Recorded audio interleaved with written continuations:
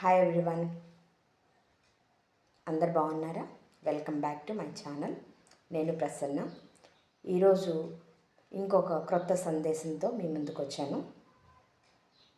క్షమించడం దైవ స్వభావం, దైవ లక్షణం. మన జీవితంలో తప్పులు చేయటం సహజం, సహజం. మానవ జీవితంలో తప్పులు చేయటం అనేది సహజం. సో అదే తప్పు ఎదుటివారు చేసినప్పుడు మనకి అది పెద్దదిగా కనిపిస్తుంది. క్షమించాలనిపించదు, వెంటనే శిక్షించాలి అనిపిస్తుంది. సో సేమ్ మిస్టేక్ మళ్ళీ అదే తప్పు కనుక మనం చేస్తే మనం క్షమాపణ కోరుకుంటాం. ఇది న్యాయమో చెప్పండి? సో క్షమించటం దైవ స్వభావం అంటే క్షమించేవారు దేవునితో సమానులు. దేవుని కుమారులకి కుమార్తెలకి మాత్రమే అలాంటి స్వభావం వస్తుందంట. అసలు మన జీవితంలో క్షమిస్తున్నామా అని అంటే ప్రతి మానవుని జీవితంలో ప్రతి ఒక్కళ్ళకి ఆ లక్షణం దేవుడిచ్చాడు.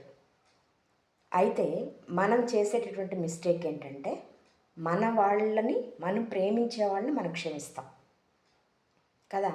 మనకి కాదు అన్న వాళ్ళని మ్యాక్సిమం క్షమించరు. కానీ కొంతమందికి ఎలాంటి వారినైనా క్షమించేటటువంటి లక్షణం ఇచ్చాడు దేవుడు. అలాంటి వాళ్ళు దైవ స్వరూపులు. సో అసలు తప్పులు చేయకుండా ఎవ్వరు ఉండరండి భూమి మీద. ప్రతి వ్యక్తి తప్పు చేస్తాడు. తప్పు చేయకపోతే ఆ వ్యక్తి దేవుడు అవుతాడు. సో అందుకని దేవుడు మ్యాక్సిమం అసలు వీళ్ళు తప్పు చెయ్యరు అనేవాళ్ళు లేకుండా చేస్తాడు. ప్రతి ఒక్కరూ తప్పు చేస్తూనే ఉంటారు, చిన్న తప్పైనా పెద్ద తప్పైనా ప్రతిదీ. సో ఈరోజు మనం నేర్చుకోవాల్సింది ఏంటంటే క్షమించటం దైవ లక్షణం. మనలో కనుక దేవుడు ఉన్నాడు అంటే కంపల్సరీగా అది ఎలాంటి మిస్టేక్ అయినా మనస్ఫూర్తిగా క్షమించగలిగేటటువంటి మనస్సు మనకుంది. సపోజ్ అంతెందుకు, మన పిల్లల విషయమే తీసుకుందాం. సపోజ్ వాళ్ళు ఏదైనా మిస్టేక్ చేశారు, క్షమించమా? ఫస్ట్ కొంచెం కోపం వస్తే ఆటోమేటిక్గా ఎలాంటి మిస్టేక్ అయినా ఎలాంటి పెద్ద తప్పైనా మన బిడ్డల్ని క్షమించుకునే మనస్సు దేవుడు మనకిచ్చాడు. అదే ఎదుటి వాళ్ళు చేస్తే మనం క్షమించాం. వెంటనే మనం ఏమంటామంటే వాళ్ళని శిక్షించాలి, వాళ్ళకి తగిన శాస్తి జరగాలి, ఇవి అనుకుంటాం మనం. No no no.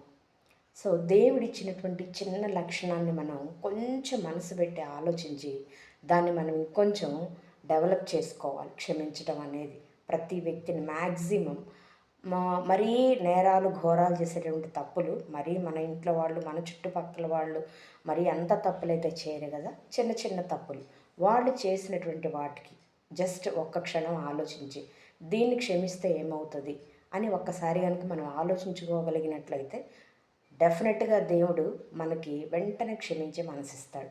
క్షమించడం వల్ల మనకి ఏమవుతుందంటే మొదటిగా మనకు కొంచెం ప్రశాంతత వస్తుంది. అమ్మయ్య అది అయిపోయింది, వాళ్ళతోటి మంచిగా మాట్లాడగలుగుతున్నటువంటి ఆ మెంటల్ పీస్ వస్తుంది. మనలో ఉన్నటువంటి కోపం తగ్గిపోతుంది. మనలో ఉన్నటువంటి వేరే రకమైన ద్వేషం తగ్గిపోయింది. సో ఫైనల్గా మనకి ఆ క్షమించటం వల్ల మనకి చాలా మంచి ఆరోగ్యంగా కూడా ఉంటాం మనం. సో క్షమించడం వల్ల మనకి చాలా లాభాలు ఉన్నాయి. సో అదే కొన్ని దేశాల్లో అయితే మనకి ఏమవుతుందంటే ఏదైనా నేరం చేయంగానే వెంటనే ఏదైనా తప్పు చేయంగానే కొన్నిటికి వెంటనే అక్కడ వెంటనే శిక్షలు వేస్తారు. ఈవెన్ ఉరి శిక్ష కూడా వేసేస్తారు. కానీ మన భారతదేశ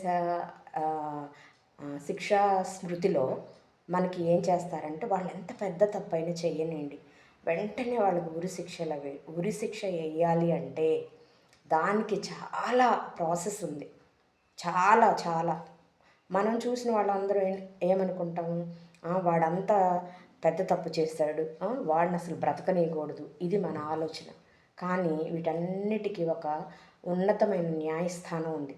న్యాయస్థానం మాత్రం అన్నీ ఆలోచించి వాళ్ళకి ఒక్క ఛాన్స్ ఇద్దాం, మారడానికి ఛాన్స్ ఇద్దాము అనే ఉద్దేశంతో మాత్రమే వాళ్ళంతా హై లెవెల్లో ఉన్నతంగా ఆలోచిస్తారు. సో అలాంటి ఉన్నతమైన మనసుతో మనం కూడా ఆలోచించగలిగినట్లయితే మనం ప్రతి ఒక్కరిని క్షమించే మనస్తత్వం దేవుడిస్తాడు. అదే ఇప్పుడు సపోజ్ మన బిడ్డ ఉన్నారు, సపోజ్ చెయ్యరాని గొప్ప తప్పు చేశారు. సో అలాంటప్పుడు చూడండి ప్రపంచం మొత్తం ఆ బిడ్డకి ఎగనెస్ట్గా ఉన్నా ఒక్క తల్లి మాత్రం ఆ బిడ్డకి సపోర్ట్గా ఉంటుంది. ఎందుకు? అది తప్పైన ఒప్పైన తల్లికి క్షమించే మనస్తత్వం దేవుడిచ్చాడు. అదే తల్లి మనస్తత్వం, తండ్రి మనస్తత్వం మనం మనసులో ఉంచుకొని ప్రతి వ్యక్తిని క్షమించగలిగినటువంటి మనస్సు మనం అభివృద్ధి చేసుకోవాలి. కాబట్టి క్షమించటం అనేది దైవ స్వభావం, మంచి లక్షణం. దాని ద్వారా మెయిన్ మనకి మానసిక ప్రశాంతత కలుగుతుంది.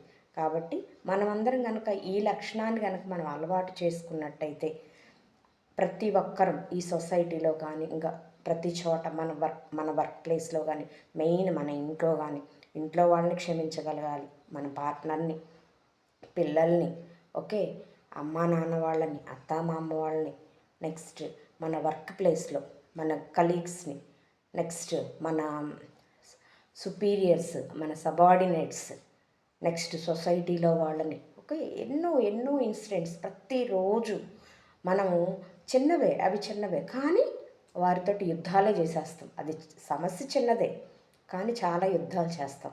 కానీ అదే సమయంలో కొంచెం మనకి ఆలోచన శక్తిగా కావాలి. మనం ఏంటంటే ఈ హర్రీ బర్రీ డేస్లో మనం ఏం చేస్తామంటే అసలు మనం ఆ సిచ్యువేషన్ అసలు ఆలోచించట్లేదు. కాబట్టి కొంచెం కనుక ఇది పెద్ద తప్ప, అదే తప్పు, we have to keep our legs in their shoes. అంటే మనము వాళ్ళ చెప్పుల్లో మన కాళ్ళు పెట్టి ఆలోచిస్తే అంటే అర్థం ఏంటంటే మనం వాళ్ళ ప్లేస్లో ఉండి కనుక మనం ఆలోచించగలిగినట్లయితే, సో వాళ్ళ స్థానంలో మనం ఉన్నట్లయితే మనం ఏం కోరుకుంటాం? ఇది పెద్ద తప్ప, నన్ను క్షమించవచ్చు కదా అని మనం అనుకుంటాం. సో అదే విధంగా వాళ్ళు కూడా అలాంటి వాళ్ళే కదా. కాబట్టి ఎప్పుడైనా ఏ సిచ్యువేషన్ అయినా క్షమించలేనటువంటి తప్పులైతే మరీ పెద్ద వాటి జోలికి మనకొద్దు. కానీ చిన్న చిన్న విషయాలు, ఎందుకంటే మనం హెల్తీగా ఉన్నామంటే మన ఫ్యామిలీ హెల్తీగా ఉంటుంది, మన వర్క్ ప్లేస్ హెల్తీగా ఉంటుంది, మన సొసైటీ కూడా హెల్తీగా ఉంటుంది. ఎవరికి వారం కనుక ఇది చిన్నది కనుక కొంచెం మనం అలవాటు చేసుకున్నట్లయితే మన ఎన్విరాన్మెంట్ మొత్తం చాలా హెల్తీగా ఉంటుంది. కాబట్టి నేనేమంటున్నానంటే క్షమించడం దైవ లక్షణం. కాబట్టి ఇది ఆల్రెడీ మనకు దేవుడు మనల్ని క్రియేట్ చేసినప్పుడే ఆ క్యారెక్టర్ అనేది ఇచ్చే పంపించాడు. ఇవ్వబట్టే మనం కనీసం అట్లీస్ట్ మన ఇంట్లో వాళ్ళనైనా క్షమించుకోగలుగుతాం. కొంతమందిని చూస్తే చాలా ముచ్చటేస్తుంది, ఎలాంటి వాళ్ళని ఏముంది వెళ్ళండి అంట కదా. సో మనం కూడా ఏంటంటే ఇలాంటి చిన్న ఈ క్షమించే మనస్తత్వాన్ని కొంచెం ఒక్క నిమిషం కనుక ఏదైనా తప్పు జరిగినట్లయితే మనం ఒక్కసారి ఆలోచించి దాన్ని క్షమించగలిగినట్లయితే మనం అందరం చాలా బాగుంటాం. కాబట్టి ఈ అలవాటుని ఈ లక్షణాన్ని మనం అలవాటు చేసుకోవాల్సిందిగా మనస్ఫూర్తిగా కోరుతున్నాను. Thank you very much. ఈ మెసేజ్ కనుక మీకు నచ్చినట్లయితే లైక్ చేసి, షేర్ చేసి, సబ్స్క్రైబ్ చేయండి. Thank you very much.